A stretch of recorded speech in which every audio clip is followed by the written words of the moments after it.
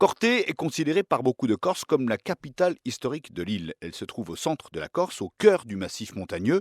Elle n'est pas sur la côte comme Bastia ou Ajaccio, et d'ailleurs elle se situe presque à égale distance de ces deux villes qui sont les capitales des deux départements de l'île, Haute-Corse et Corse du Sud. La ville est petite, 7 400 habitants. Ajaccio c'est presque 10 fois plus d'habitants et Bastia 6 fois plus. Mais voilà, c'est Corté qui abrite l'université de Corse et puis c'est un fief nationaliste. Alors pourquoi dit-on que c'est la capitale historique de la Corse? Parce que Corté a été la capitale de la Corse indépendante. Au XVIIIe siècle, 14 années d'indépendance seulement, entre 1755 et 1769. Avant, l'île appartenait aux Génois, après ce sera la France. Donc pendant la République indépendante de Corse, l'île est dirigée depuis Corté, où s'est installé le dirigeant Pascal Paoli, le héros national corse. Et l'université de Corté, d'ailleurs, s'appelle Pascal Paoli. La première université de Corté a été créée au moment de l'indépendance, mais elle a vite fermé.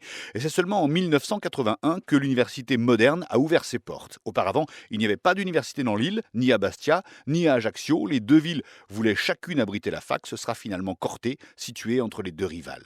Aujourd'hui, il y a 4500 étudiants à Corté. Les diplômes vont du DUT au doctorat, en passant par la licence et le master. Il y a un campus et des centaines de chambres étudiantes. À Corté, les syndicats étudiants sont tous nationalistes. Et puis c'est aussi dans cette ville que se tiennent chaque été les Journées internationales de Corté, grand rendez-vous de la mouvance indépendantiste, avec des débats sur les prisonniers corses détenus sur le continent, sur la citoyenneté corse ou encore l'officialisation de la langue corse.